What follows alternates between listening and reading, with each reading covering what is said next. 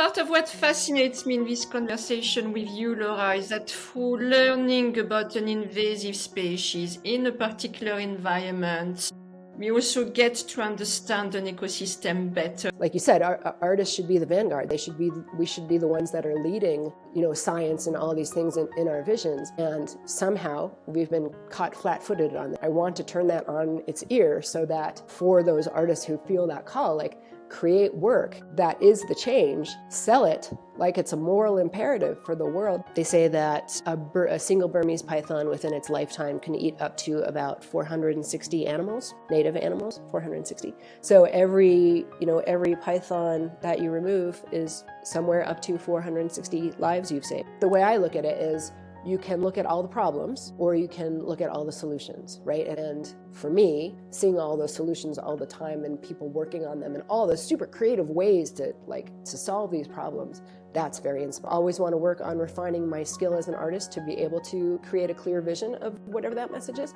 But then also, my goal is to spread that message as broadly as I can, make people exposed to it as broadly as I can so I can figure out who it's for, right? Like, it wasn't for me. I just want to put it out there, and whoever responds, that was for you.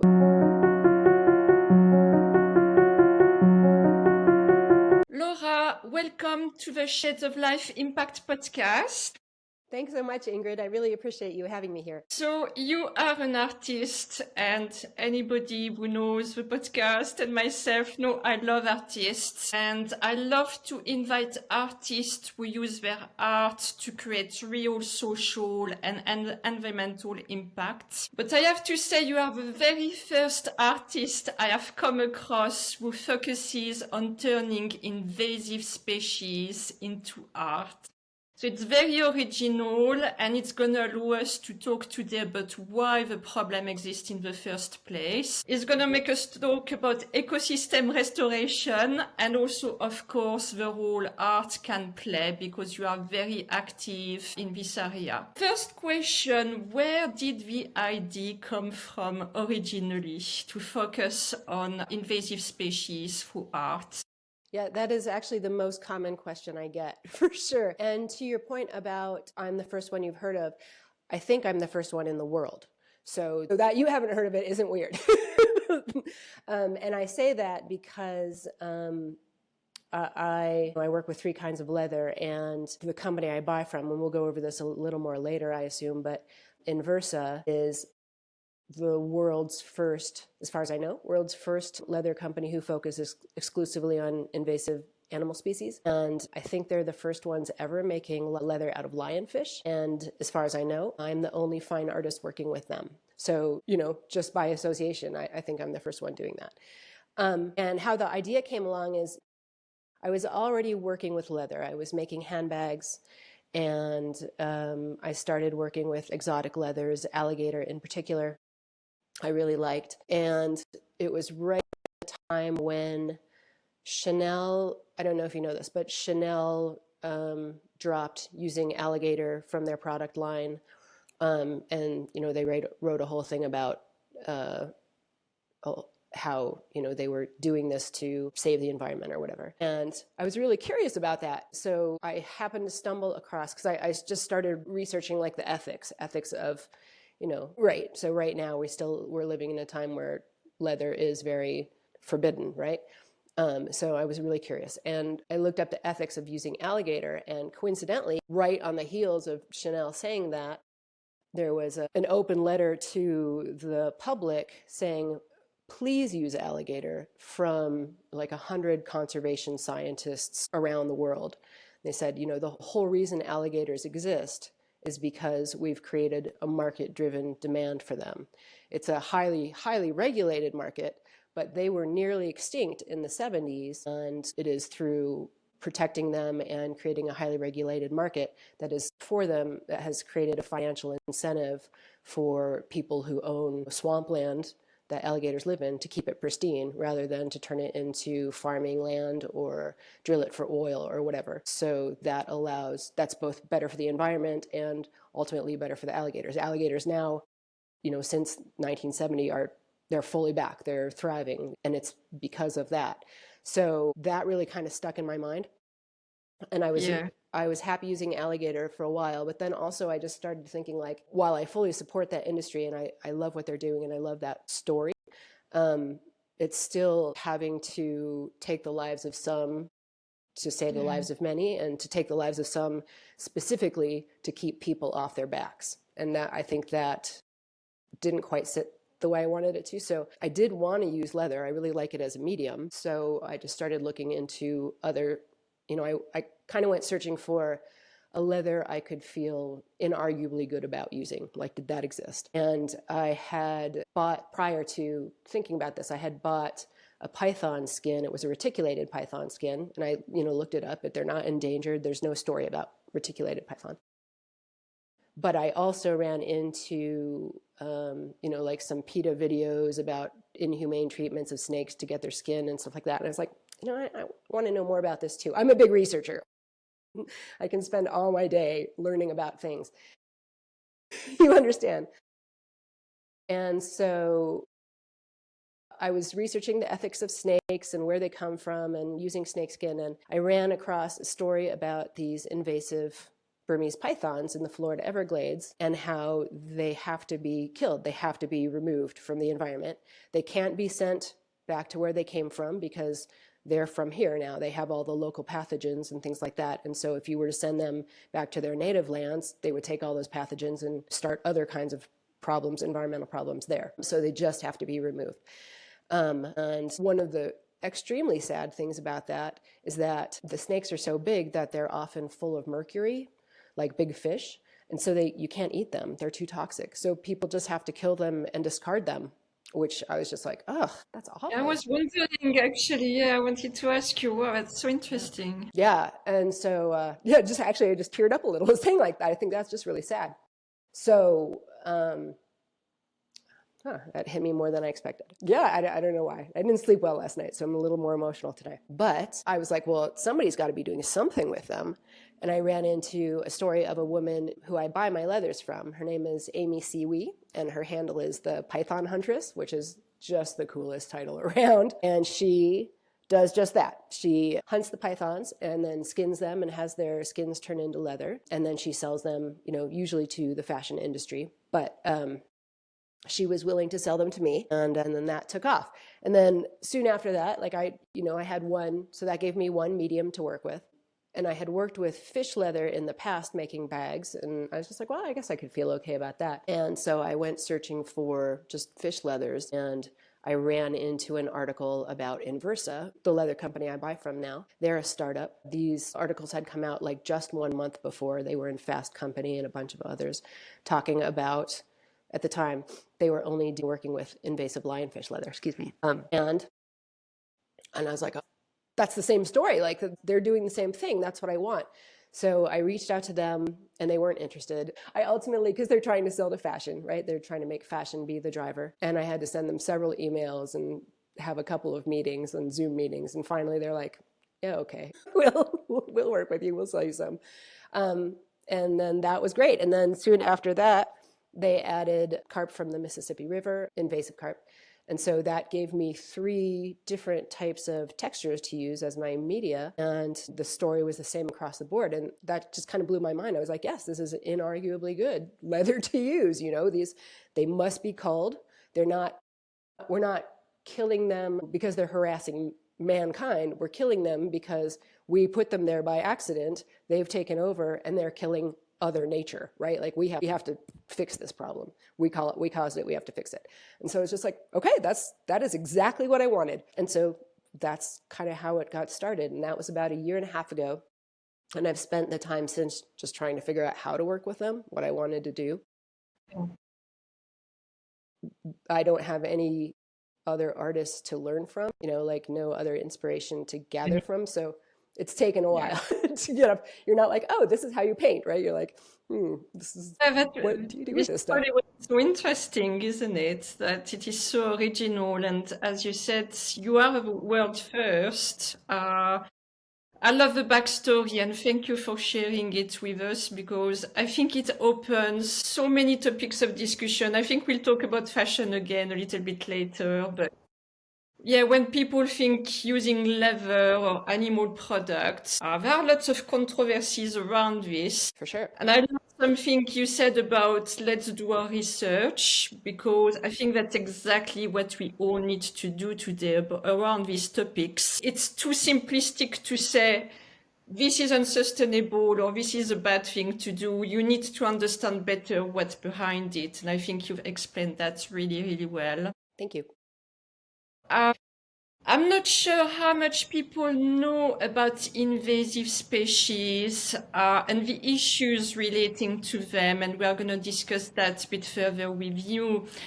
I just wanted to share that myself, I've been introduced to this topic more in depth when working with environmental and activists and scientists in Australia. Mm-hmm.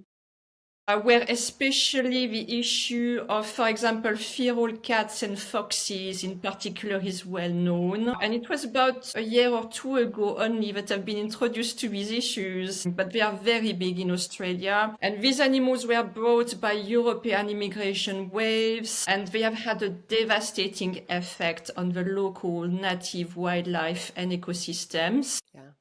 And conservationists have been working on the issues for decades. And it is a very tricky problem once it's there because, animals reproduce and develop and they impact the ecosystems more and more. So as you've mentioned, Laura, as far as you are concerned, you're creating art from the level of 3 invasive species causing huge issues in 3 distinct ecosystems in completely different parts of the world, so it's not in Australia. And I would say the problem is not very well known. You made me discover it. I would have never, heard of it if it wasn't for you. So can you remind us briefly what these 3 invasive species are and what parts of the US or the world are in fact affected? And then we'll go a little bit more into details.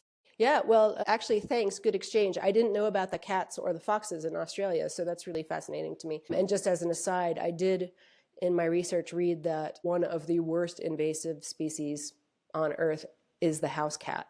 So they can, that's true here too, like they can just decimate an entire region of all its small animals and insects. I was astounded. I only just read that recently. And I felt awful because, most of my life, I've had a cat that has been able to go indoor and outdoor. Yeah, it's the hard part of it. And I just wanted to say, you were tearing and crying. Yeah. But I tear up so easily when animals and animal causes are concerned or, animal mistreatment, for example. I just can't. So I totally understand. Oh, good. Thanks. That makes me feel better. And so now, you can't unsee that. I have kittens now, and I'm just like, I got to figure out how to keep them indoors all the time. Like I've never had a totally indoor cat, but I can't, now that I know that, I can't do it again. That's awful. We actually have a nature preserve about a mile from my house. And I was like, I can't let the cats get to the nature preserve. Anyway, to your question about the animals I use invasive Burmese python from the Florida Everglades.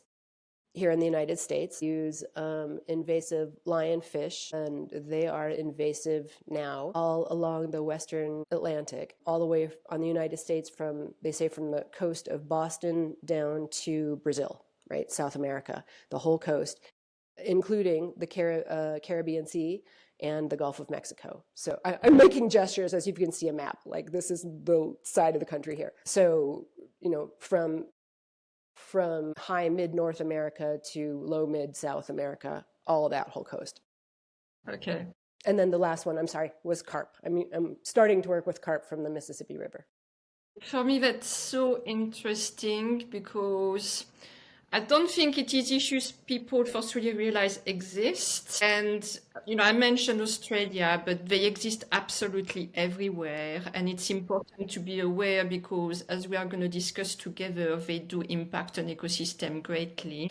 So if you're happy with that, let's cover these 3 species one by one because, and we're going to talk about your art later, so Sure. Don't worry. No, actually, that part is more interesting to me. But I'd like us to better understand why these species are invasive, the negative impact they are having on the invaded ecosystem, but also what is the positive impact of removing them, which will link then nicely to your art. So can we start with the Burmese python in the Greater Everglades in Florida first? How did they become invasive species there? What's the story? Yeah. So I think first, I would like to say that they all were introduced, I think, probably people trying to do the right thing, right? And it just kind of went terribly wrong in each case. So, for instance, the Burmese python were imported in the East as an exotic pet. And the problem is that they can get up to 20 feet long. 20 feet. How many meters is that divided by 3? Almost 7 meters. Is that true? So, I mean, it's, I think, the third largest snake in the world or second largest snake in the world. And they can get up to a couple 100 pounds. They're just huge. And so imagine if you bought a pet snake, and they said it would get kind of big, and you're like, oh, cool, I love big snakes. And it gets like 14 feet long. Like, what am I going to get, a deer to feed it? Like, what, So probably, this is my guess, nobody knows for sure, but probably, some pet owners got those snakes and the snakes got too big to take care of them. And they were like, well, good luck out there. Like, I can't take care of you and I don't want to kill you. The pet store won't take you back. So I'm going to let you be free. Right. And what harm could come from this? Right. And so anyway, they found themselves, and that was in southern Florida, and they found themselves in a super hospitable new ecosystem that they come from Southeast Asia. It's warm and damp, and southern Florida is warm and damp, and it's full of animals smaller than they are that they can eat, that don't have any natural defense, didn't evolve any natural defense to them. And there they went. And they're hard to spot. It's really evidently really hard to catch them because they blend in so well, right? So hard to see, hard to catch.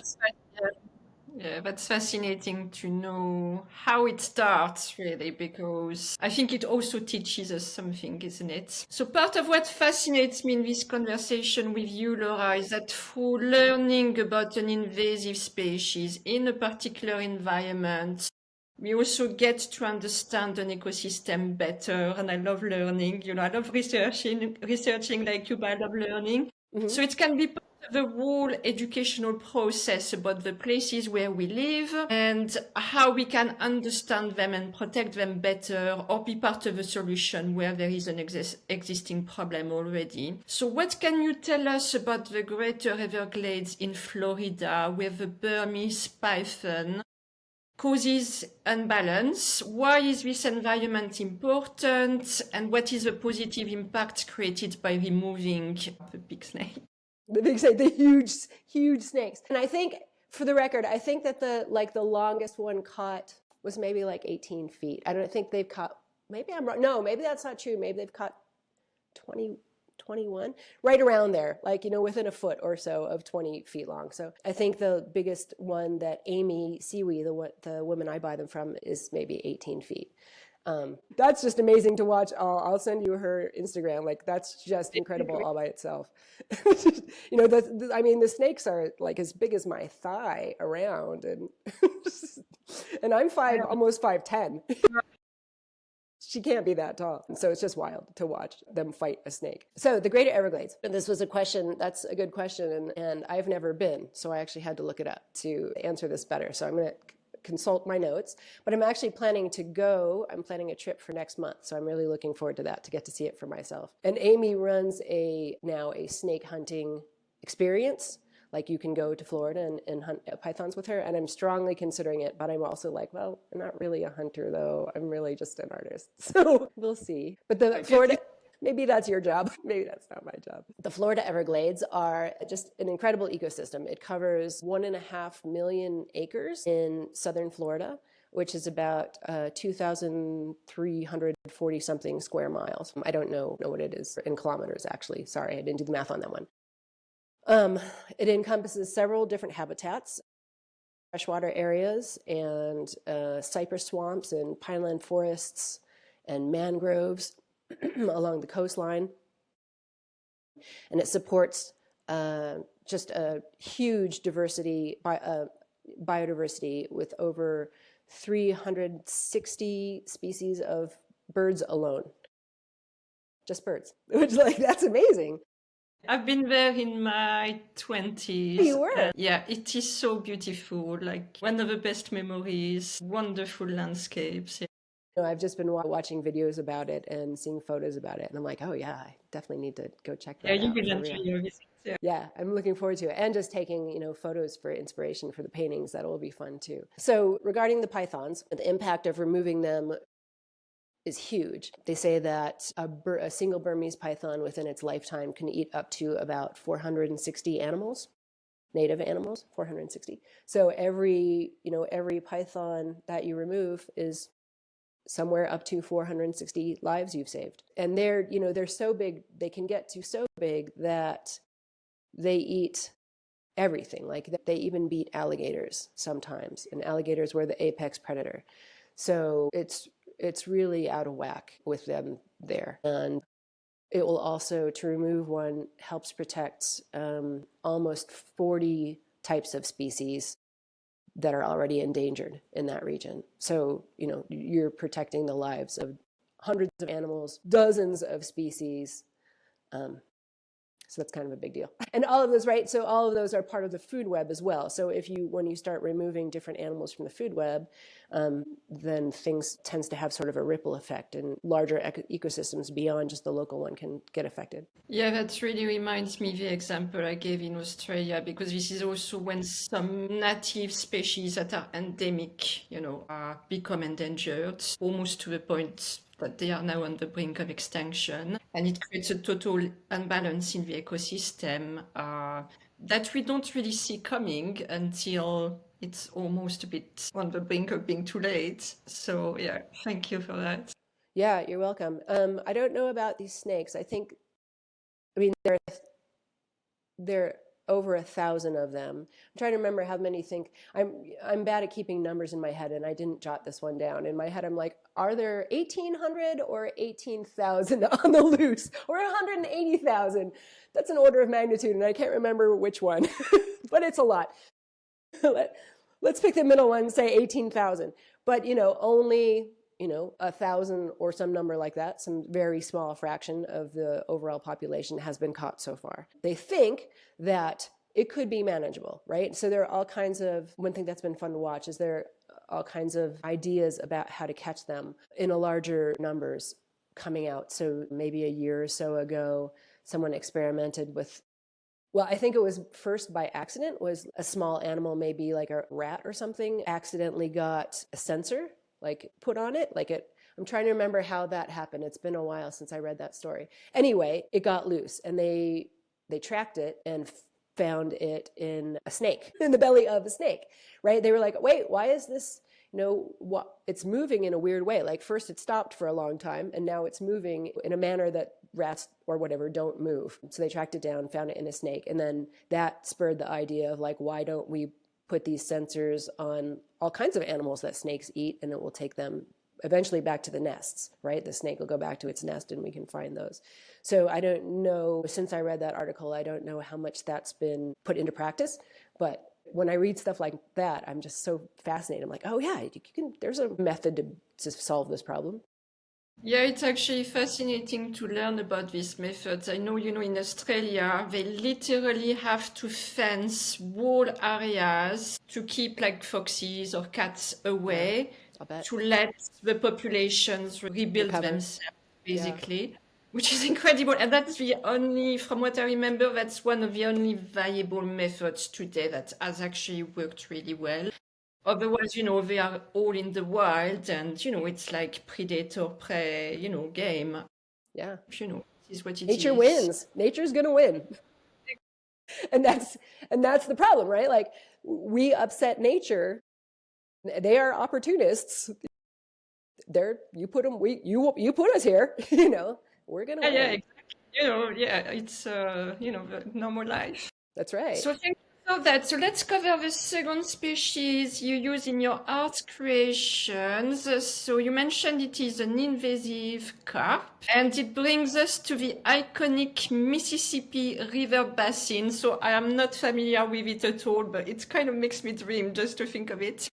So similarly to the python, can you tell us the story of how this non-native species was introduced to this environment? Yeah, so this is a really good example of 100% for sure people trying to do the right thing and it just going wrong. The invasive carp, first, invasive carp is a blanket term. It's for 4 different types of carp. They are the black carp, the silver carp, big head carp, and grass carp. So they're all imported from Asia.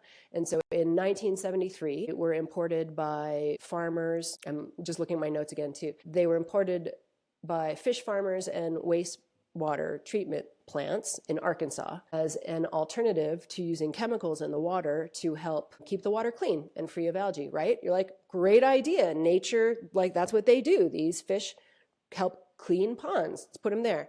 But then there was a flood during a storm, and some of the fish escaped into the local rivers, which were attached to the Mississippi River, and the rest is history. So they weren't fished for about 40 years, and the populations have just exploded.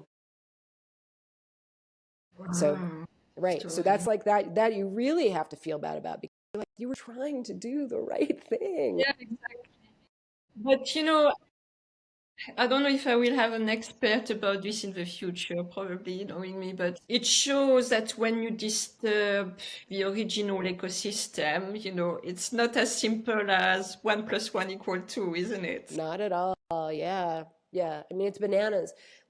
As I've been learning about these just stories, I'm just like, oh, like if you could just go back to that day and take that one bad decision back, but you can't. No, that reminds me stories around, planting trees as well. And there has been projects when not enough research has been done about native plants and native trees and what can go into that soil and conditions. And it's kind of a similar issues that it does cause these issues as well. Yeah. Well, I mean, here we have not in Denver where I am, but in the South, they have kudzu, right? Which is I believe a vine. I was reading about that a while ago. That's super invasive. It's taken over all over the place. But that was originally put there as a food source. Like it was brought there because it was easy to grow. These are great conditions for growing kudzu.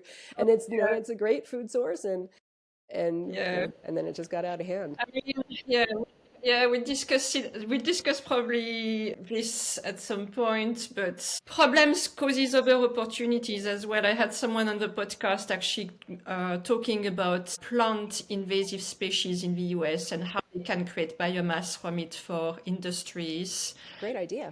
And it's like solving an issue by coming up with a solution. I guess that's what you're doing with your art as well. Yeah.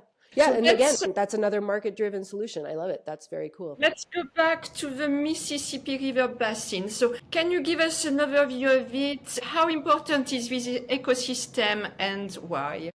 Sure. So there again, I had to look up my numbers, so I'm just glancing at my notes. The Mississippi River is the longest river in North America, and it's the 4th longest river in the world. And the Mississippi River basin is made up of obviously the Mississippi River, but also all of its tributaries, which are like the Ohio River and the Missouri River, other very big rivers. It covers over 40% of the contiguous United States. So the Mississippi River basin takes over like the whole central United States and actually 2 provinces in Canada as well. It plays a crucial role in North American biodiversity. I'm putting on my teacher voice. It provides habitat for over 870 species of fish and wildlife, including dozens of rare and endangered species. So it's kind of a big deal. It's also a critical migration corridor for more than 325 species of birds and migratory fish, dozens of migratory fish, and even pollinators like monarch butterflies. Yeah, so it's kind of a big deal. And it supports 25% of all fish species in North America. I Wow, just learned all that. When like in answer to your question, I was like, oh, what did she ask me to I ask? am so glad you are having your teacher voice because I always say this, and my guests as well on the podcast, that we really need to educate ourselves more about the places where we live. Who knows this? Who knows how important it is? You know, there are people who do, and we are really good stewards of the places where we are, but many of us aren't, and we kind of need to reconnect with this and know these facts, isn't it? Yeah, well, I appreciate you asking me these questions because these weren't questions that I had. I had never thought, well, is it important and why should we save it? Like, I'm like, yes, of course, it's important and we should save it. But I didn't have any reason to why. So this was Yeah, really good to learn about. But so yeah. to the scale of how big the Mississippi River Basin is, going back to what has happened with the carp, they have spread through all the tributaries of the Mississippi River. They have spread to 28 states. So starting from Arkansas, 28 of the lower 48 contiguous states have carp in them, And there was, and there wow. were none before. Well, I mean, there were some native carp, but they were not the same thing. They aren't Yeah, yeah. algae eaters. And they're also, so the really big scare now is that they're also threatening to get into the Great Lakes. They've been spotted within 50 miles of the Great Lakes, and so there is a major push to try to keep them out because that would be an even more giant disaster. But they're fish, right? They're slippery. It's tough. Yeah, I mean, we laugh, but yeah, that's absolutely amazing. So, how does this invasive carp threaten this environment? And also, same question as before: what is the positive environmental impact of removing it Sure. from it? So, I mean, the positive environmental impact in all these cases is the opposite of the harm they're doing, right? Like essentially it's just restoring all the data problems they've made, restoring all the animals they've eaten, restoring all the diversity that they're threatening. So for the carp, they eat huge quantities of plankton. I think I read that they can eat like 20% of their body weight in plankton every day. So it's a lot, right? So which is great for keeping your pond clean. Right? That's exactly what they were brought to do. But because they can eat so much, they're out competing all of the native species for food, right? So they're starving everybody else out because they didn't evolve to fight those guys. So that not only affects the fish, but it also affects native mussels and plants. And because they can eat so much of this plankton, they can completely alter food webs and disrupt entire ecosystems, which can ultimately, just like the snakes, it can ultimately affect other species as well. One of the other things they do is they kick up a bunch of silt from the bottom of the rivers, which makes the river very muddy. And I thought this was fascinating. I just learned this recently. When the water is muddy, the sunlight can't filter through as far. Clear water allows sunlight to go in further, which allows the deeper plants to photosynthesize and create food, which creates oxygen deeper in the water, which supports more life systems. So just by making the river muddier than it's supposed to be, they're just killing the plants that are keeping everything alive. Even if they weren't eating all the plankton, that would be a huge problem. So you know that. Yeah, everything is connected, isn't it? So Everything one is thing connected. brings another thing, and yeah, it creates more and more imbalance. I think you For explained sure. that. And then the other thing is they're a real physical hazard, especially the silver carp. So these fish also get huge. The silver carp, well, they're not typically found in the wild this big. They can grow up to 4 feet long. So that's what a meter and a third of a meter, and 110 pounds. So I think that's what 140 centimeters and 50 kilograms, right? I actually looked that one up. That's a big fish. And for a river, that's an enormous fish. Like that's ocean fish sized. Why they are a threat, though, is because the silverfish jump. And they jump when they're startled. Say like a boat motor or a jet ski motor goes by. And these, 40-pound fish, they can jump up to 10 feet in the air. 10 feet in the air, in front of you in a boat when you're moving at speed. Like people have had their jaws broken. People have been knocked unconscious. The equipment's being damaged. I've seen photos of boats with, like steel mesh cages in front so they don't, so the fish don't smack into them. I read a story on a fisher's bulletin board post about a woman who was jet skiing in southern Illinois on the Illinois River, and a fish jumped up in front of her, knocked her out cold, and I think broke her jaw. And when she came to, like, there was a barge coming at her. Like, had she not come to in time, she would have been taken under by the boat, right? All because of this fish being startled. So if you want to really see what this looks like, because I couldn't envision it, I Googled jumping silver carp. And it's not just one, like 100 4 foot long, 40-pound fish are jumping up in the air. It's bananas. Oh my God, yeah, I would never know without you. Oh my God. Right? Just look it up when you get a chance. It's startling. Yeah, we'll definitely.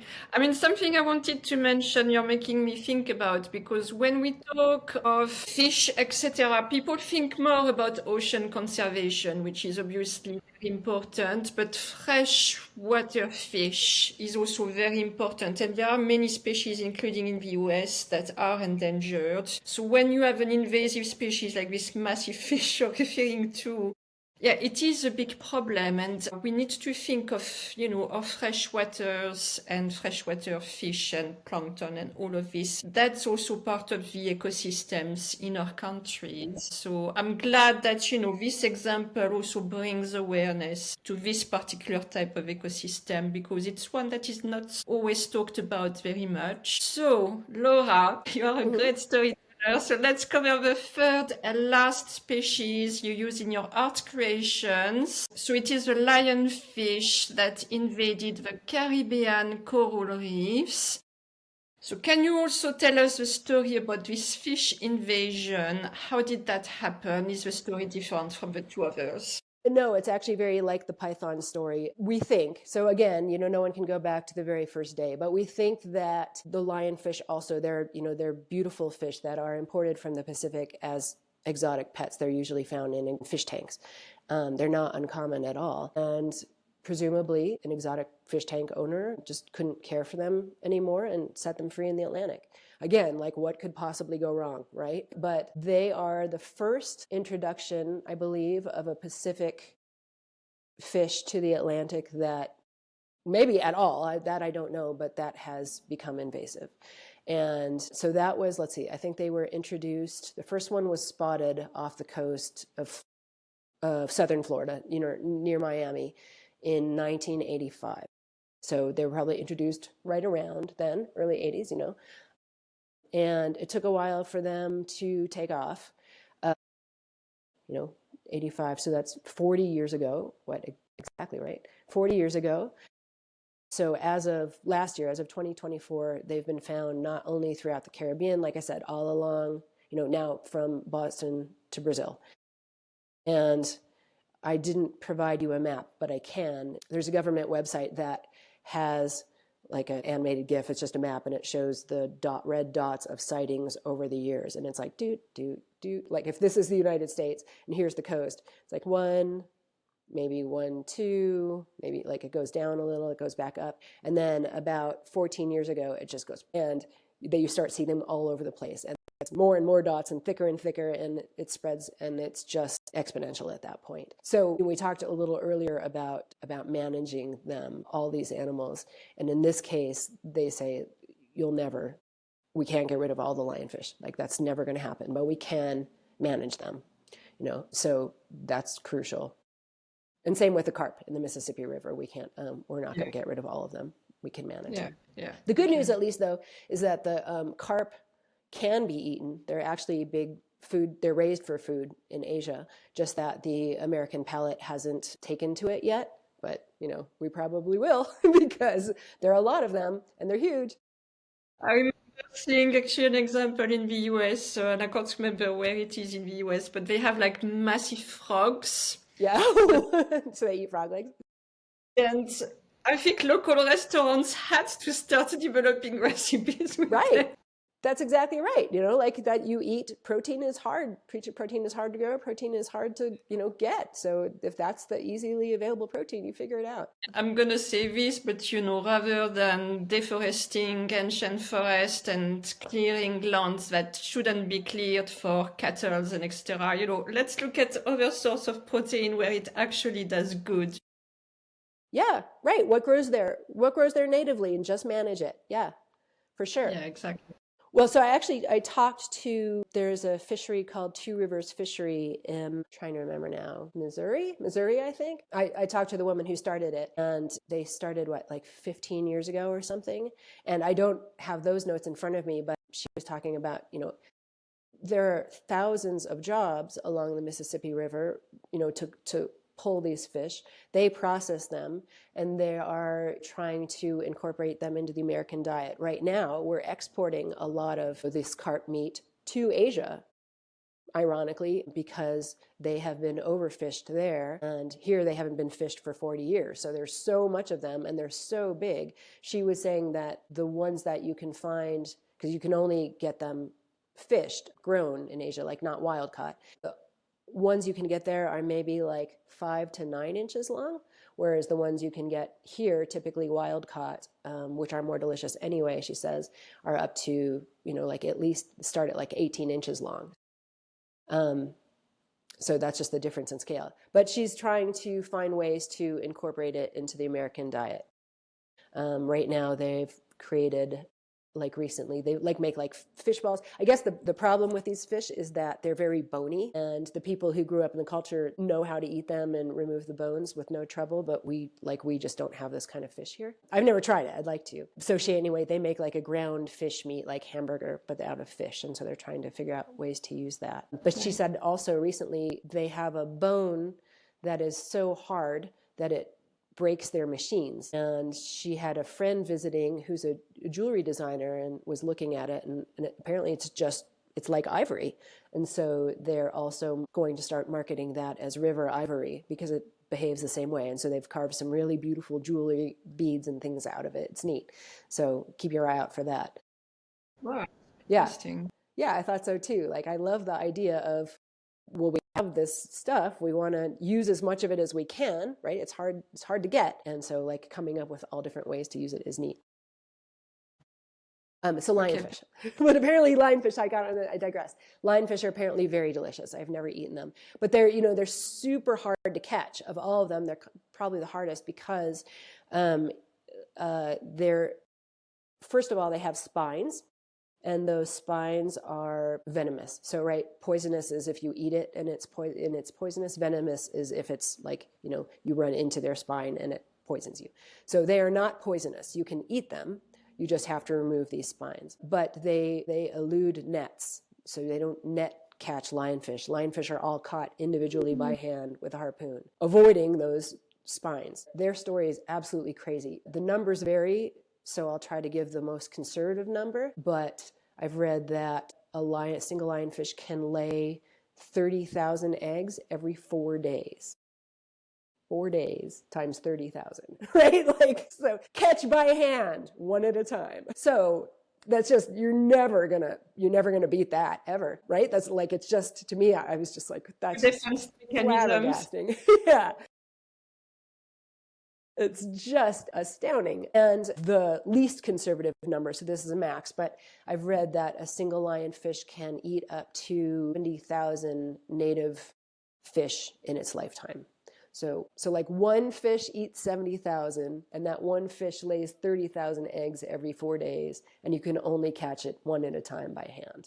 And that gives you the scale of this disaster, right? That's good to mention because I really think sometimes people forget, but that fish can eat fish, right? Yes, they sure can, and lots of them. And so one of the biggest threats is, they hang out on coral reefs and they eat all of the junior fish on the coral reefs. And that is a problem because those native fish eat all the algae that forms on the reef that would suffocate the coral if it wasn't removed, right? So it's a very symbiotic relationship. But if you get rid of those little fish, the algae, suffocates the coral and the coral dies. So corals already are under just, such extreme threat. This is just, makes it so much worse. Yeah. And they say that you can drop a single lionfish on a healthy coral reef, and over 70% of that reef will be gone in 1 week. One fish gone. I know, right? Like, yeah, when I dove into this story and I was like, oh my gosh, like That's this is so good to just know. a disaster. Because with the warming waves and coral reefs bleaching, there has been another event actually very recently. And sadly, with the earth warming, the trend continues to be up, unfortunately. It's going to be a growing problem. And then there are these additional issues that we are not forcefully aware of because they don't make the same headlines, but it doesn't mean they don't exist. Yeah. Really And interesting. for both lionfish and the carp, like there's also a commercial aspect. Like we've only been talking about the natural aspect, but the lionfish, they're out competing commercially important native fish like snapper and grouper, like big ones. So that's billion-dollar fishing industry. Same with the Mississippi River. Like those are multi-billion-dollar fishing industries and local economies that depend on these fish, or in the case of the Atlantic, the people that depend on the coral reefs for tourism and just livelihood in general, food and livelihood. And so it affects us in addition to affecting nature. Like it affects us directly and long term. Like they also all disrupt the food web, which will have rippling effects that will just decimate the local fish populations. And Important to mention, because we know one of the biggest issues we are seeing is overfishing, for example, but then we are becoming competition with an invasive species, as you just mentioned. That's so interesting. There's another issue I want to raise here, because with climate change, there are some species that we are seeing have to migrate. It's not. Yes, it is due to human impact because climate change is provoked by us. And then, as you just mentioned, they have to compete for habitat, for food, That's right. surviving. Now you take an invasive species or a non-native species, you put it in another environment, it's exactly the same issue. They fight for the habitat, for survival, for food. Yeah. It's a fight for resources. In the whole time. Yeah, and they're winning. That's why they're called invasive species. Things get moved around all the time, insects, plants, animals, right? And so usually either they're in a new environment and they die off, or they're new in an environment and it's fine, right? They blend in with the locals and it doesn't disrupt anything. But then sometimes something like this is aberrant, and that's why it becomes invasive, because it takes over. Nothing stops it and it ruins everything for everyone. So that is the definition of an invasive species. Yeah, absolutely. And I'm glad you're saying this, because sometimes, and I always make the parallel, with human populations, because we see exactly the same issues happening with migration. Sometimes, populations blend really nicely. There is no issue, and sometimes they don't, and it creates issues. It's the same in the animal world. We are part of the animal world. We follow the same laws in a way. Yeah. For sure. We don't eat each other, but that's probably the only difference, really. So thank you for that, Laura. It's absolutely fascinating, and I'm so glad that through your art we get to know a little bit better about these animals, the ecosystems where they now live, and what we can do about it. Moving on, I'd like to talk about the leather you source, and that comes from these 3 invasive species. So you source it, I think you mentioned it earlier, from a company called Invasive. So can you tell us about them? Because it's so original, but it really contributes to solving an issue. So can you tell us about them, their objectives, and about your partnership and how it has developed? I think you mentioned it's quite recent. It is quite recent. So yeah, the Inversa Leathers is the name of the company, and they are a startup. They've only been around for a couple of years, but their whole goal is to use the market to solve this invasive species problem, right? So they sell, I buy my python leather from Amy Seaweed, but they also sell Burmese python. So they sell the carp and the python and lionfish. They solely sell leather from invasive species, and they don't do the actual removal. They work with local hunters and fishers, and then they have the skins processed into leather, and they sell them to the fashion industry. So their goal is, much like alligator, to have fashion drive this change, and that's healthy for both sides because fashion has been struggling with not being able to use leather, because there's so much social pressure. So they too are, happy to have a type of leather that is inarguably good to use and is also beautiful, right? Like these are new textures that haven't existed in fashion a whole lot. And so that is what Inverse is doing, sort of a brokering between having these animals removed, turning them to leather, and then selling them to the fashion industry. And because they work with the local hunters and fishers, they're not only supporting biodiversity by removing these invasive animals, but they're also helping support local economies for the people that do the hunting and fishing for them. And so our relationship, like you said, it's new. And to be honest, we haven't gotten to collaborate a lot. I've mostly been spending the time figuring out what my art with these animals will look like. But I'm hoping that we can, start collaborating more in the future now that I have a better idea of what I'm doing with it. Yeah. Thank you for that. Yeah, I mean, I'm fascinated about the fashion angle as well of what they do. And I did look at their website, and I would encourage people to check it out, especially if it's people in the fashion industry, because as you mentioned, there is a lot of innovation in the fashion industry. There is a big job to do with making the whole industry more circular as well. Yeah. There are plenty of new materials that are being created with more or less success. Sometimes you create what is called a vegan leather, and then it's still coated in materials that are quite PVC. detrimental. Yeah, so, what I find really interesting with that type of leather is that it's 100% natural, and you don't need to reinvent the wheel. It's nature in action, right? So That's that's right. really interesting. That's right. And I'll get on a soapbox for just a minute about this. I am what's the word, right? I'm very angry at society's rejection of leather currently. I think, unfortunately, again, I think people are trying to do the right thing, especially, leather from cow, which is the most common, leather and pig, or cow and pig, but cow, the most common. Even if you don't eat meat, you have to recognize that other people do.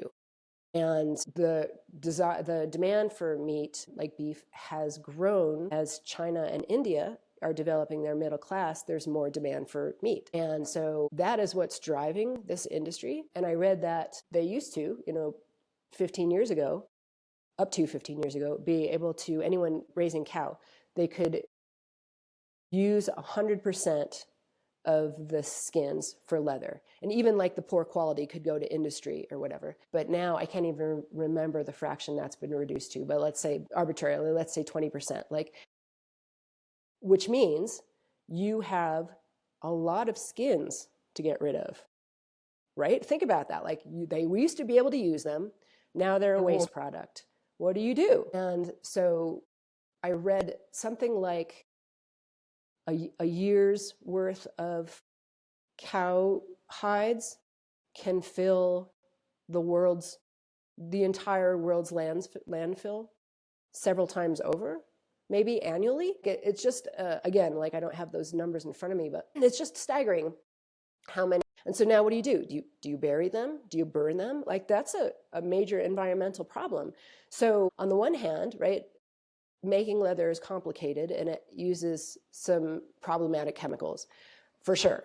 And fortunately, the United States and Europe have very strict rules about water reclamation and making that a more earth-friendly process. But I believe it's a better idea to clean up that process and keep using that waste material for something that is durable, something that will last generations, something that didn't take all of the industrial requirement that it takes to make PVC and fabric, which is usually what vegan leather is. I mean, there are some that have been, there are some good experiments. They're being made out of mushrooms and things like that. And I don't know about their durability they don't, to me, they don't feel as good as natural leather. But again, like, it doesn't really matter because the skin is not what's driving that industry. And so even if you eat, and even if you don't eat meat, if you are not fully vegan, like if you partake in the dairy industry at all, and that can be like the bread that you buy, right, has milk in it. It could, obviously ice cream, butter, whatever, but like things you're not even considering, look at the label. Every one of those things causes industrialization of cows, which means that is causing waste material. So, go back to real leather. Like, it's just a better idea. It's just a better idea. Absolutely. I mean, there is such a bigger picture. I do think we are very disconnected from the source of our materials and the whole supply chain. And obviously, we also need to think forward about, as you say, the waste and, how it recycles. Because, there are issues like, we don't want to continue to clear lands for cattle, but whatever people's beliefs are or preferences are, I think there is a common understanding that perhaps we don't need to eat as much meat or meat products as we currently do in the world. I'm saying this cautiously because the problem is much bigger. I totally agree with you, and I've worked in fashion for a while and I've looked into all of these issues. But yeah, I think if we do produce, byproducts from cows, we do have a responsibility for the whole process, and that includes the skin of the animals. That is a natural product at the end of the day. And that makes me think of a very simple example. I've got very good friends in Greece, for example. They have the same issue with the wool of sheep. Mm-hmm. That if people don't sell the wool, it just rots in the fields. It's just totally wasted. Right. And there is whole issues of selling and demand and prices for it and etc. And there is so much waste that we create in the process. Yeah, and then we replace it with synthetics. Like, that's just a terrible move. Why would you do that? There are great people who use real leather that is sustainably sourced. The whole tanning process of leather is also very important, because if you do it with chemicals, you contribute to a very important pollution problem. So again, there is such a big picture on that. I should have a podcast just on leather, really. But I'm glad you're bringing up all these issues because they are important. Yeah. And it's you don't hear the counter narrative that often, right? Like, animal rights groups are so strong about don't use these, but they're not looking at the big picture. They're not environmentalists. Like, that's an important distinction. Yeah. The animal rights groups are not environmental groups. Keep that in mind always. So on the short term, I fully agree with them. Like, I fully respect PETA's idea of, no animals, right? No use of animals for everything. That is awesome. But the problem is we already do. Right? And keeping people from using leather is not going to keep people from raising cows for meat. And you're right. We absolutely should reduce the amount of meat we eat. Like, all science points to that. It's way healthier to reduce, if not remove, your meat intake entirely. But we're not there yet. So while we're there, while we're where we are, use the resource that we're creating, and don't be wasteful. Don't be wasteful in terms of environment, but don't be wasteful in terms of those animals. Like, you had to slaughter an animal, right? That's super sad. So use as much of it as you can, just out of respect. That made me cry again. I've actually came across an artist some years ago as a project who used the whole skin leather of one single cow to show how many fashion items she could produce out of it. Yeah. Both clothing and actually shoes. And it was so impressive. I loved that, because for me that also showed respect in a certain way. But just to finish on this point, I just wanted to say that's also why I was so happy to have you as a guest on the podcast today, because I do think we are covering sensitive and uncomfortable topics. And to be honest, myself, when I thought about the questions and what you do and, removing invasive species, there are parts that I was not so comfortable with, because I am truly an animal and wildlife lover. And we all want to do the right thing when we are. And sometimes you've got to face the hard truths, but it's also common sense and doing it with respect, because, I personally, I am not against people eating meat, but treat the animals right. Yeah. You see what I mean? Yeah, for sure. Yeah, and that's, I mean, I do eat meat. And so, right, so for me, that is not an ethical conundrum. I eat the meat. I should use as much of that animal as I can, right? And I'm not directly connected to the animal. I don't have access to all of the parts of the animal, but the ones I do, like the leather, I will go out of my way to use because, people should support the farmers, who yeah. do this right as well, yeah, absolutely. So let's talk about your art, Laura, because we talked a lot about the animals, the ecosystems. Can you tell us about the art you create? What is your vision overall? What do you aim to do with it? Sure. Well, so the art is also fairly new to me. I mean, I've been an artist all my life, but in my first career, I was a graphic designer. I think I chose commercial art versus fine art because this kind of sounds silly, but because I'm a super positive person. And I always felt that maybe my art, like, I didn't have a message, like I didn't have angst and I didn't have all the things that artists are supposed to have. And so I was like, okay, well, I'll just do graphic design because then like the message is inherent. Like I like making it pretty. That's all fine. And I, about 8 years ago, I had gotten to a point in that career where I had, reached the limit of how much I wanted to grow in it. Like I'd come to the point where I was like, I have nothing here more than I'm interested in learning. And so I decided I would rather become a full-time artist. So my husband was very generous enough to say, and very kind to say, like, give it a shot. This can be your round two, like figure out what you want to do. And so it's taken me 8 years. So he's been very patient, which I so appreciate. But I've gone through, I love working with my hands. I'm a maker, to the core. And so I've gone through sculpting and painting, but in a whole bunch of different media. I was sculpting belt buckles for a while with lost wax casting. I learned during jewelry making courses. I've taken courses on making shoes. Like, what do I want to do? I want to try making all the things.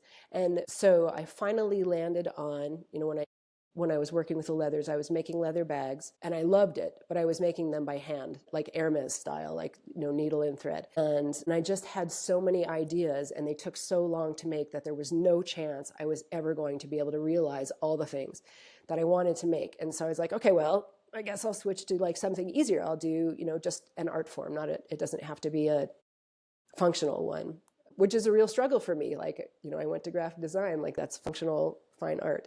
My mom was an artist. My dad is an engineer. And so that's always how do you make it a functional thing? Anyway, I put that aside and I started making sculpted leather forms. I was making, just because I had them around, I had like kitchen bowls around, I was making sculpted leather bowls. You can wet mold. So I was using vegetable tan cow leather, which you can soak in water and then mold like clay. And then when it dries, it will retain that form. And I was experimenting with adhering the exotic leathers, the alligator and stingray and other things I was using to these leathers and then forming them together. And that was neat. But then it occurred to me, like, the more I showed them to people, I realized that people really struggle with the idea of a decorative bowl, like a bowl that you cannot use. Really, it was hard to explain. And so I was like, fine, I'll make wall art. And it's funny, like I backed into it completely. And so that has taken stages to figure out how to translate into wall art, because I'm moving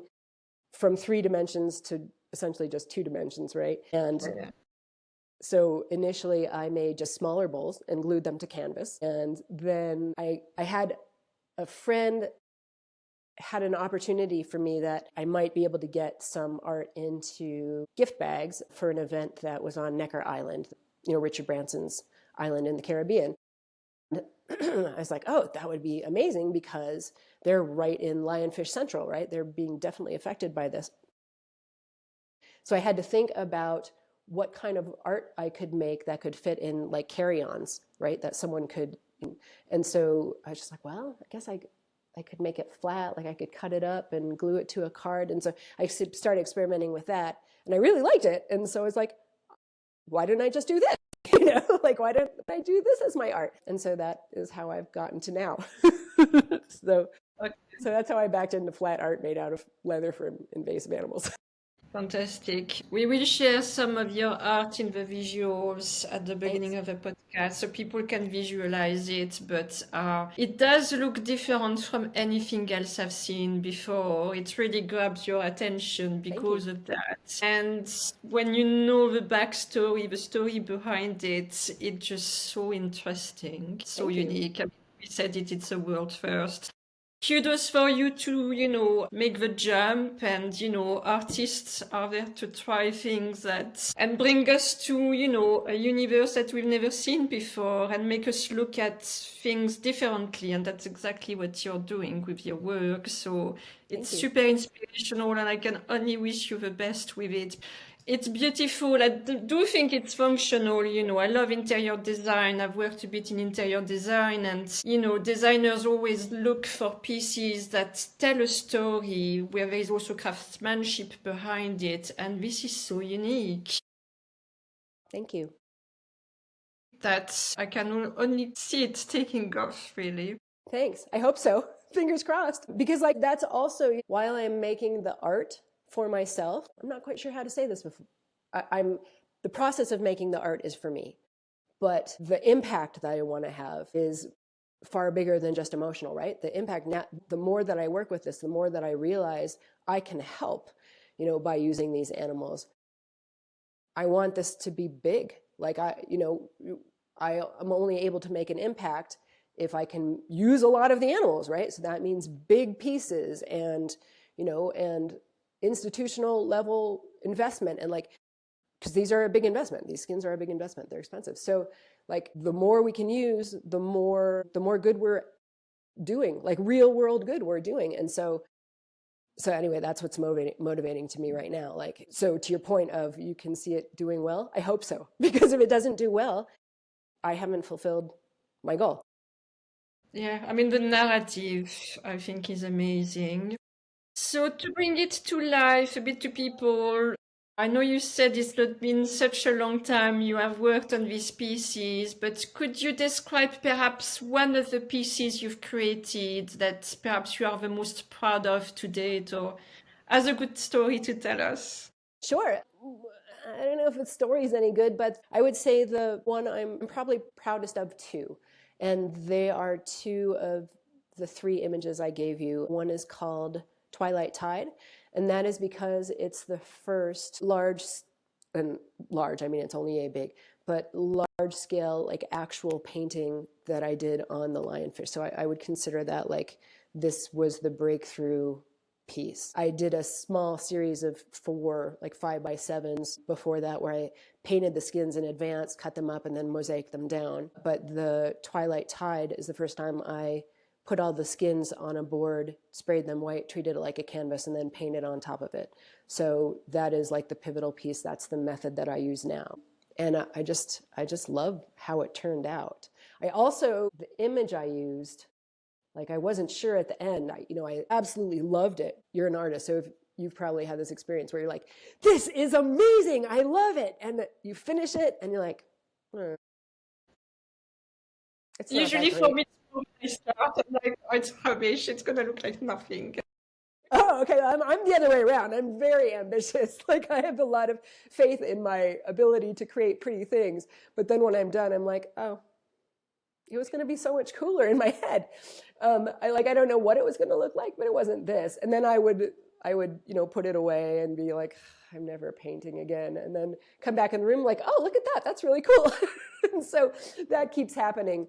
But what I like about it is that once I started showing it to other people, people really liked it. People responded really well to it. So I created a couple of more pieces that kind of go with it in a series.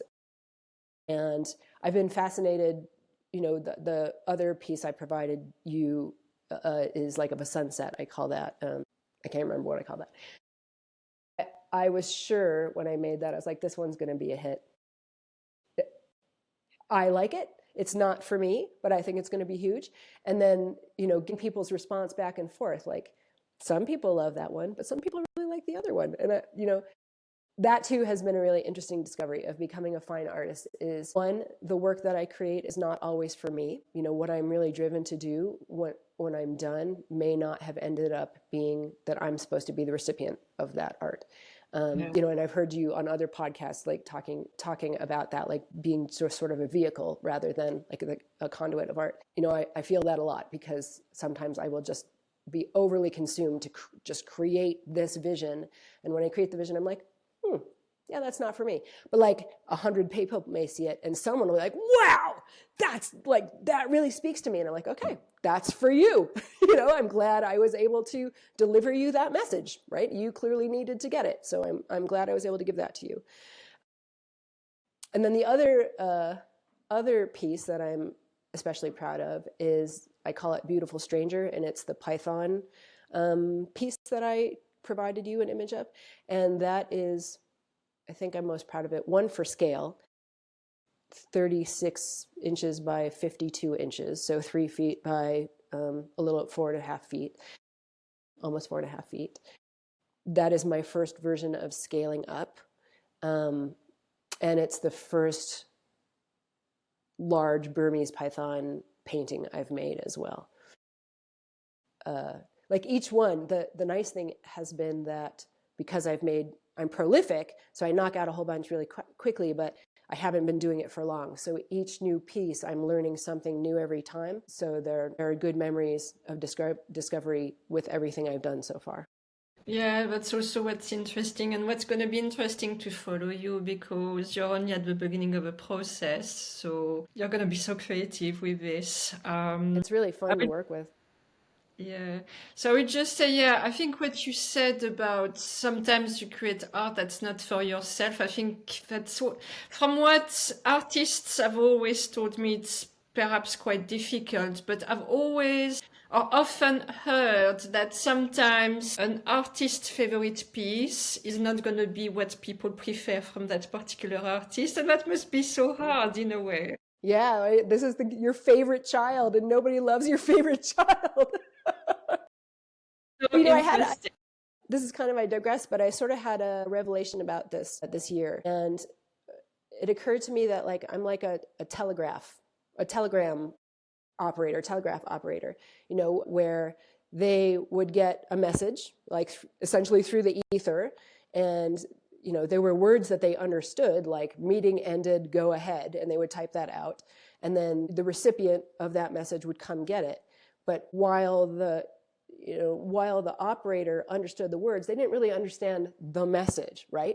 Only the recipient can interpret those words and have the context to be like, oh, that's a really big deal, I get it. And so that's kind of the way I'm feeling about creating art now, is that, who knows where inspiration comes from? It also comes from the ether somehow, right? And it comes to me, I understand how to execute it, but I don't necessarily I know kind of what it means to me, but I don't know what it's for the world. And so my job then is to execute it as clearly as possible. So I always want to work on refining my skill as an artist to be able to create a clear vision of whatever that message is.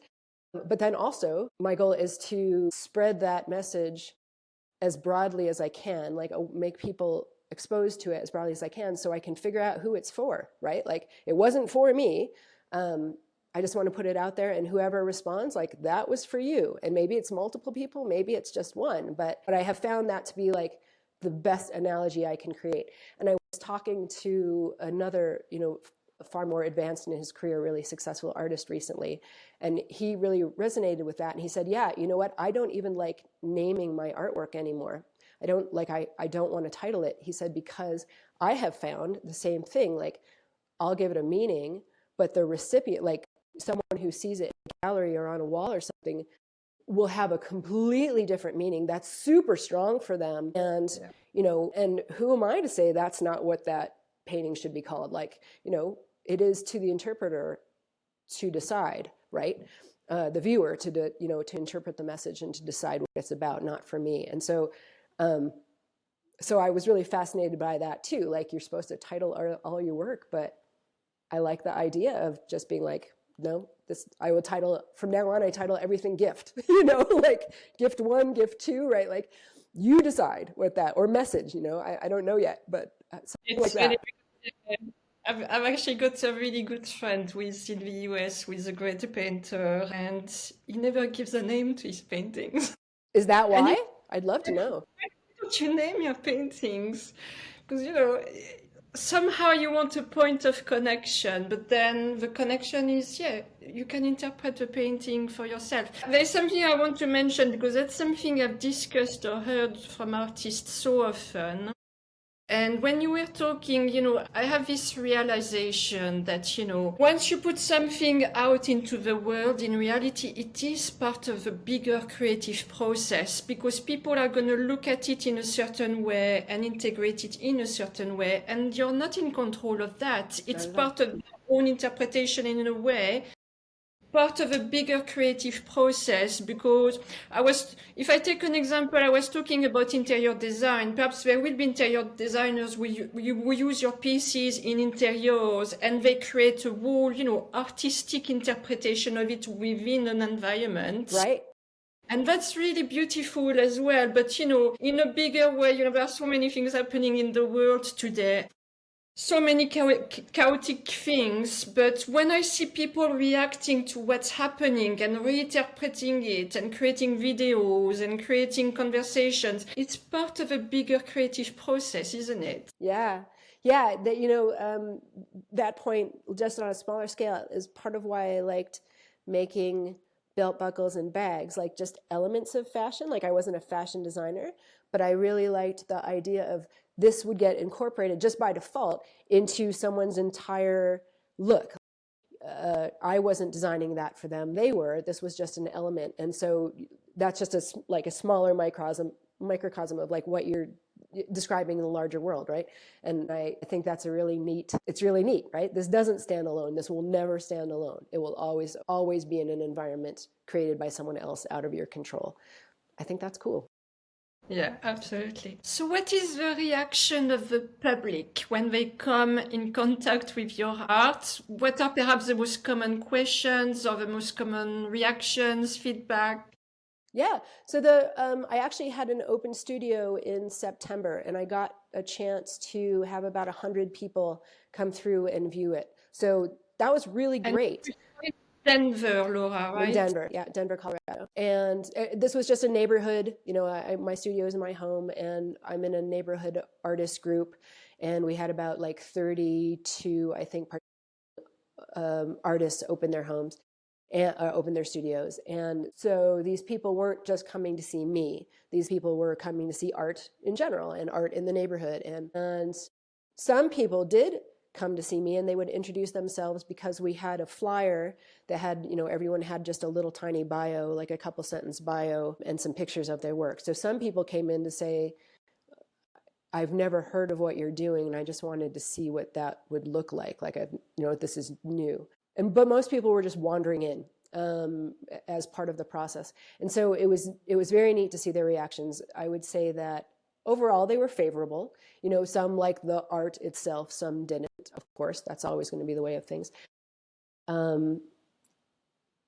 Most people, I would say, if there were 100 people coming through, 98 were really interested and engaged in the story once they heard it. And I had created at the time, I had created some, like, I don't have them here, I'm using my hands again, information wheels. They were like square pieces of paper I had glued to them the leather of the animal unpainted, so they got to see the material as I see it. I made 3 wheels, one for each animal, and then it was like you could spin the wheel, and there were windows that gave you information, like a picture of the animal and information about it. You could spin again, and there would be more information. Anyway, so that gave the crowd something to look at. If I was talking to someone else and they wanted to stick around and talk to me or whatever, they could learn about these animals. And so often, by the time they got to me, they were already informed. And so I was just a little bit. And so they were already more curious, like by virtue of, them reading and them then talking to me, they were already curious because they already knew a little bit about it. So they just wanted to know more. And that was my first real opportunity to talk to people. So I kept watching for their eyes to glaze over and get really bored. Because I know, like, often things that are exciting to me, that I want to research, other people are like, but in this case, that never happened, right? They kept asking more engaged questions, and the more information I gave them, the more engaged they got, and the better questions, bigger questions they had. So it was really, it was a 2-day event, and the end of both days, I was so like, this is cool, like people get me, that's really neat. And definitely easily the question I got the most was, how did you start doing this? What your intro question, right? Like, what on earth led to this? Of course it is. Yeah. No, that's amazing. Somehow I can really see you speaking on stage at some point about Thank what you do. you. Thanks. Story. I might. I'd like to. I've never wanted to be a public speaker. I'm an introvert. That's very uncomfortable for me. But to introduce this open studio, we actually had an opportunity to speak at a retirement home, like to 50 seniors. And it was there, one of the women in our group, her mother-in-law lives in this retirement home, and she's part of the outreach community. They like bring someone in to speak once a month or whatever. So they asked us to come introduce Open Studio. And so I and 3 other artists got to get up and speak.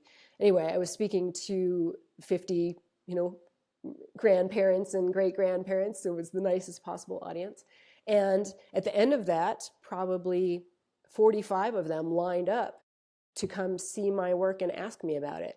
That was my very first experience. That was a week before the Open Studio. And I was like, I have something here. Like they were engaged, they were interested, and they had good questions. And so then I was like, yeah, maybe I need to speak about this. And to your point about, like, you did not know much about this problem, neither did I, right? Neither does anyone, it turns out, like, unless you're in the, Fish and Wildlife Council, right? It's a very uncommon thing to know about. And so if I'm going to raise awareness about it, I need to be able to speak about it. So yeah, perhaps it will come.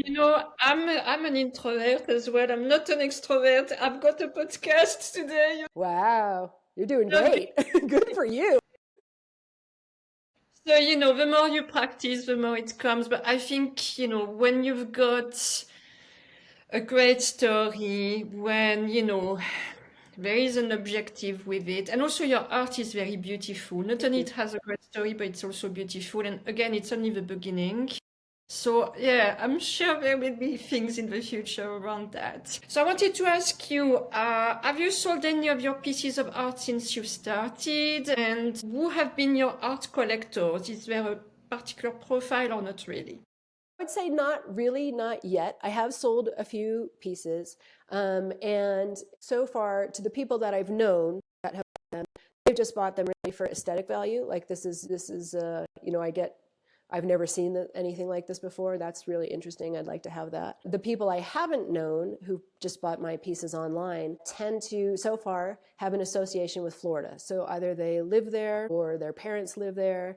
In Florida is where there are actually all 3 animals live in Florida, but lionfish right on the coast and the pythons. And so that's what people are tending to buy there. So they seem to be interested in the story as well. And that's what I've got so far. I've only sold probably, of this type of work, I've only sold like 7 pieces so far. So I've done really well considering I just started this year, but it's good. Yeah, And they're small, but obviously as the word spreads, your work will be better and better known. So have you received any particular recognition for your art?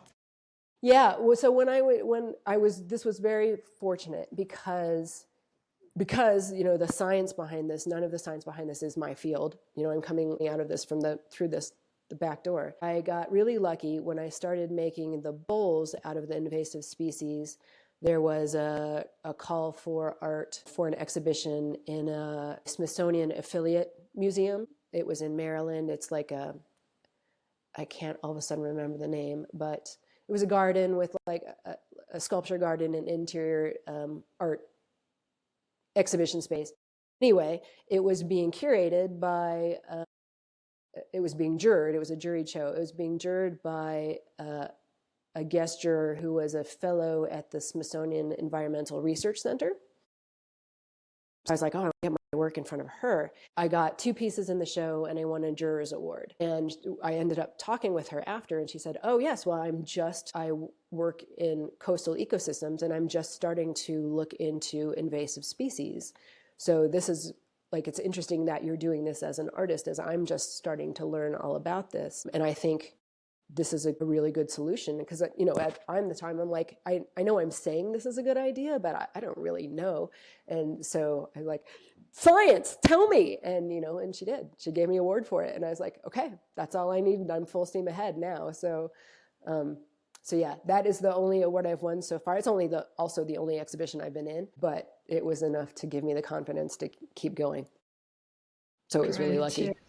Yeah, I hope it will continue. Is it the Freezer exhibition in Miami every year? You know, if Florida becomes a good market for you, you know, there are nice opportunities. I'd love to.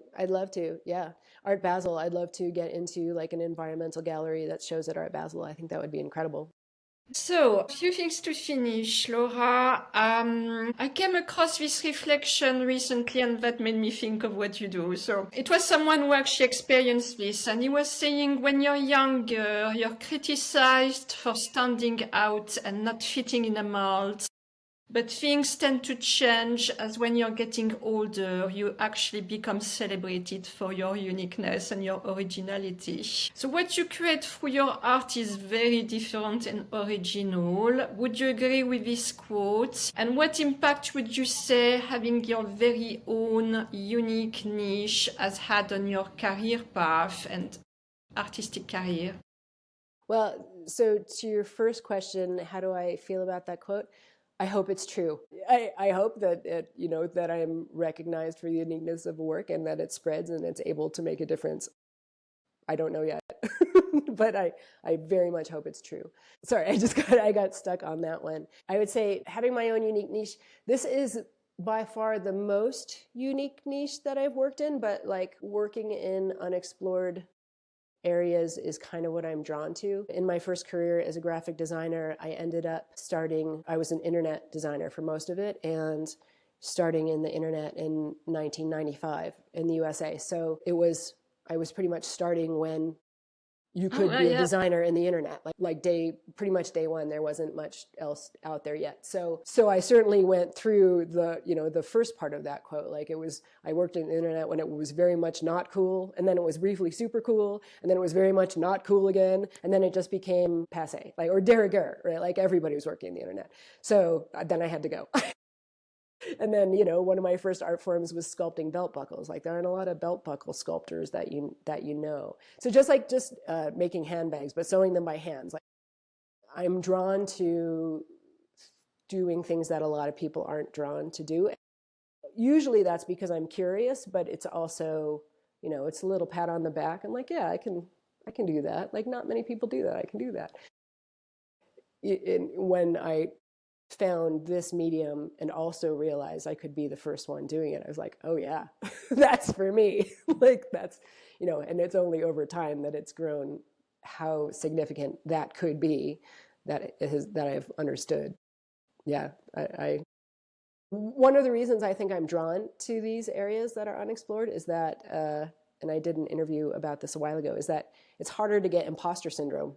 Right? If nobody's done it, nobody's better than you. So it's a lot harder to compare yourself against people. I highly recommend it as a strategy. Very, very good. Yeah, I mean, I've always been a big fan of originality, so I'm right there with you. Another kind of generic question that really links to what you're doing. So you say that every problem holds the seeds of a creative solution. And in this era, when we are facing, so many social and environmental challenges, and people today can feel a bit discouraged, what message would you like to give people today with this in mind? Well, I'm an optimist and I'm very positive by nature. So I'm a privileged white woman living in the United States. So I don't want to discount anyone else's experience. But I guess for me, I'm just inspired enough by all the amazing discoveries and inventions and ideas that are popping up all the time as solutions to these problems, like using these using these animals as leathers, right? And having a market-driven way to help solve this problem, like that inspires me. And I read a lot of emails. I get newsletters from people in science in the healthcare industry, science in ocean environment industries, AI. So I'm constantly getting barraged with this thing just came out, and this thing just came out, and this new invention came out. So I wrote some examples here. Just in November, I read about a type of beetle larva that was discovered in Africa that can eat and break down styrofoam, right? Nature eating styrofoam and getting rid of that, that critter could solve Africa's plastic problem, right? And just yesterday, I read about an invention that was based on the body of a sea sponge that can filter out, I think it said 97% of oils in ocean water. So an oil tanker explodes and it creates a major disaster. Sea sponges, by their body system, they can, even in turbulent water, which is apparently where oil is a real problem, they can still filter it out. And so someone just invented something based on that. It just filters all the oil out. And could possibly be used to filter out microplastics as well. What?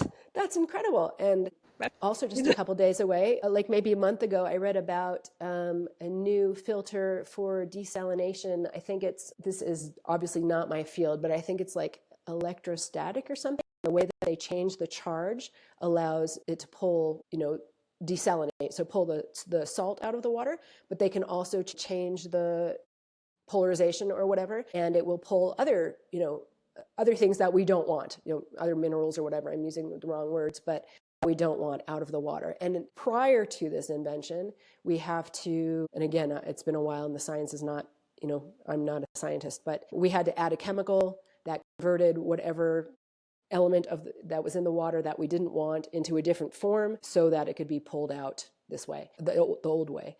With this new invention, we no longer have to add chemicals, and it pulls out more of whatever, the thing in the water we don't want is, and operates at a 30% savings to the current way that plants desalinate. So I read that at least a 30%, maybe it's a 50% savings. In San Diego, California, has a huge desalination plant. It said it could save this 30% of their cost, which is millions and millions of dollars just by changing this kind of filter. So that makes desalination less expensive, easier to do, a less difficult process, better for the environment because you're not using this chemical. This kind of stuff is going on all the time. The way I look at it is you can look at all the problems or you can look at all the solutions, right? And for me, seeing all those solutions all the time and people working on them and all those super creative ways to solve these problems, that's very inspiring to me. So I would say stop reading the news, stop watching the news, and subscribe to Letters About Inventions in Science because it's just amazing. My mind, yeah, you totally read my mind. And this year, I'm really going to aim to focus on bringing people to the podcast who focus on the solutions because, the problems, we know them now. And yeah, it's good to remind people and why we need to create solutions, obviously. Yeah, I love what you're doing. I love it. Yes, so at the moment I'm feeling so much of, our energy and efforts are focusing on, what makes the headlines and it distracts us when, Sure. what is beautiful, I think, in humanity is our creativity. For me, creativity have probably said that before, it's everything. And that's why I love having you and other artists as well, because the creative aspect is very prominent, but it exists in everybody. And to all the problems we have, what are really my hope and what I wish to see more and more of is what are the solutions to the problem and how can we all benefit from it, how our economies can benefit from it, how people can develop, their country socially and economically through it, because yeah, we are creative and there are lots of solutions that exist and others, to implement or discover. And so I love your message, totally aligned with this. So that leads me to my next question, which is really linked to this. And so yeah, I don't want to repeat myself with what we've mentioned before, but because your work focuses so much on invasive species, and talking of invasive species that create imbalance in the environment, there is a big one we haven't really talked about is us, and it can be quite a tricky topic to, look at it from that angle, but we all know that, the biggest crisis of our time, climate change, waste and pollution, biodiversity loss are human-made. And even if some people want to deny it, put their head in the sand, it's been proven time and time again, and it is real. So I think it's almost like an extension of what we've just said. But what is your take on this? When humanity is perhaps, a little bit of invasive species were disturbing the environments today, and the what has become the fragile balance of our planet, because we are living beyond the planet boundaries today. Yeah, it is a similar issue, isn't it? For sure. Yeah, right. We did evolve here. We've been, but we do expand out to areas that you're right. We are a hugely invasive species. We are causing massive problems all over the world. And we're just as opportunistic as the snakes or the lionfish or whatever like that. That's our animal nature. But I think to your point, I agree. It's our job to take responsibility for this and do what we can to make it right, and I read a phrase recently that I like. There's no perfect environmentalist, right? Imperfect activist is a very common imperfect activist, right? But that's okay. Like, as far as I'm concerned, pick something and try. And if you're overwhelmed, pick one thing that you can help with. And everyone is different, right? Some people can donate money. Some people can sign petitions. Some people can march. Some people can go work on the problem themselves, hands-on, right? There are opportunities to get involved in whatever way suits you in pretty much any concern you have. So just do that. Do your one thing and do your best. Yeah. And you can't be like we talked about leather, you can't be fully informed about everything. You could never accomplish anything if you spent all of your time trying to figure out, is this source reputable? Is this source reputable? Is this the right thing? Oh my gosh, if I do this, other problems are generated. You just get stuck. So, everyone go with the information that they can, do your best, and give it a shot, I feel we need to be more compassionate with each other, but also, be more curious, listen to the people who know a topic well, because as you say, we can't know everything about everything, and, we are not walking encyclopedias. I always say that about myself. That's right. Although it's getting easier. I mean, with the internet, it's helping a lot, and AIs are really helping with that. But yeah, we're not there yet. I've got a very good friend who's been on that podcast, and he says, we've created the issues, we can be the authors of a solution, but I think we also need to reconsider our connections with the environment and the planet where we live. I think through, our discussions today, we've done that, and I'm just so pleased of that, because we need to do that more. We can't just be in our create a world by humans for humans. We are part of a bigger, environment, and with all its connections and processes. So to finish, I just wanted to ask you if you could give us a quick summary, more as a reminder of the impact your invasive species art pieces are having to fully appreciate what you do and the role one artist can have. Well, so if you think about that, maybe a single lionfish can eat up to 70,000 native fish. The art that I gave you pictures for, each one of those is 5 or 6 lionfish. So just that, just one of those 10 by 14 paintings could have saved up to 420,000 native fish. That's kind of a big deal. Burmese python, right? I used the snake. I used a single snake for the painting that I showed you. That was 14 foot long. So I provided you another picture with a 14-foot long hide to give you a scale for that. So that will have eaten a lot of the 480 or whatever, 430 animals it could have eaten in its lifetime, but it was moving up to the big ones for sure.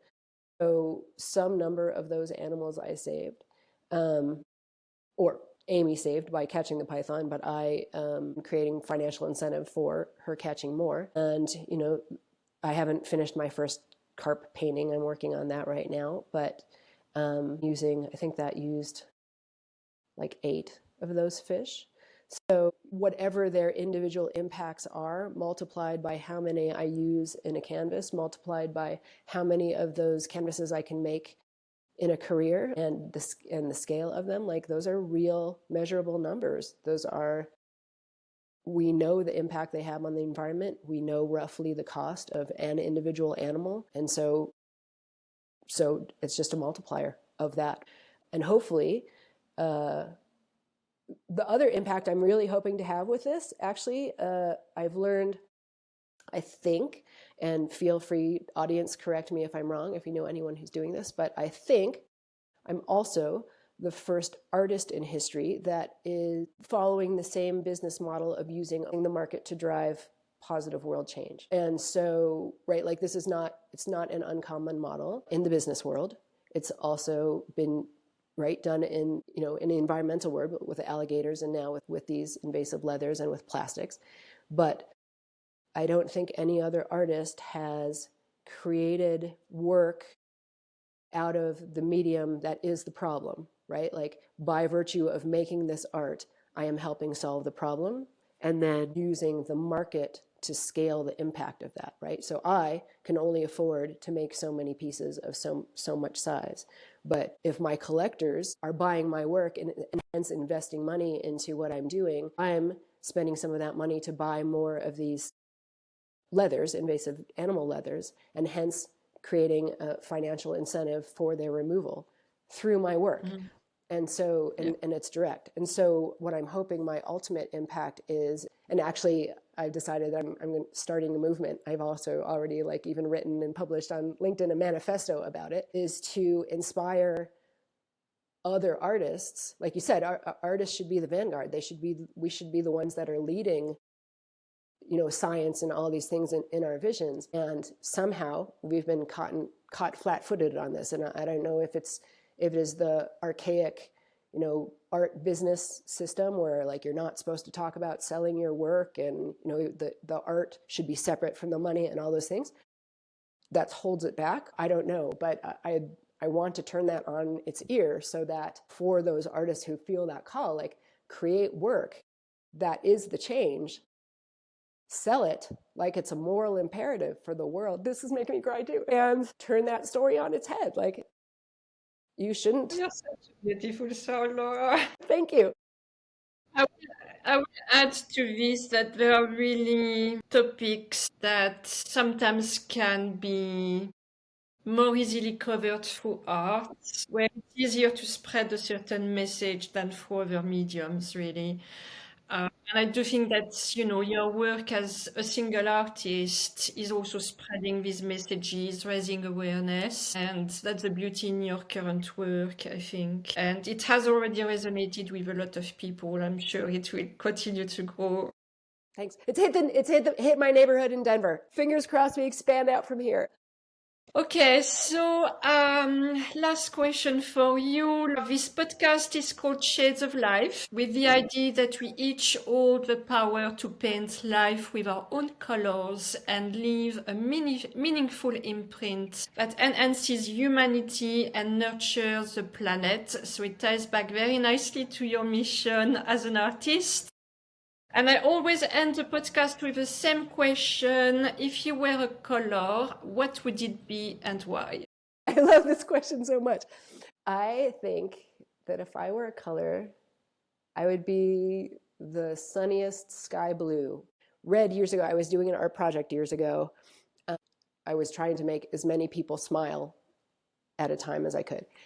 And it was just a sticker. It finally ended up just being a sticker that said, "You're great." And it was white text on blue. And when I made it, I researched Pantone, the color company, had done a study on what color is like around the world for all ages is considered the most optimistic color. And it was just that, like a sunny, clear sky blue. And I was like, yep, that's the color for me and my stickers. So that would be my color. I wish I could give you the Pantone number, but I don't remember it now. From your work, I'm sure I can be inspired because I was actually saying this to myself during the podcast conversation because your work is so bold and so vivid and vibrant and positive and optimistic. You know, the color palette you use, I find that amazing. That really comes through your work. So I'm actually not surprised of your choice here. Thank you. I really appreciate the compliments. So thank you so much for the conversation today, Laura, and for the originality of your work, which I hope for the podcast we are going to make more people discover. And thank you to everyone for watching and listening. Thank you. Thank you, Ingrid, so much for just giving me this platform to talk about it. I really appreciate it. And I love your podcast. I've been binging it all week long in preparation for this. And your guests have been fantastic. Your questions are insightful. I just love what you're doing. So thank you so much. Thank you Excuse very me for much. including me.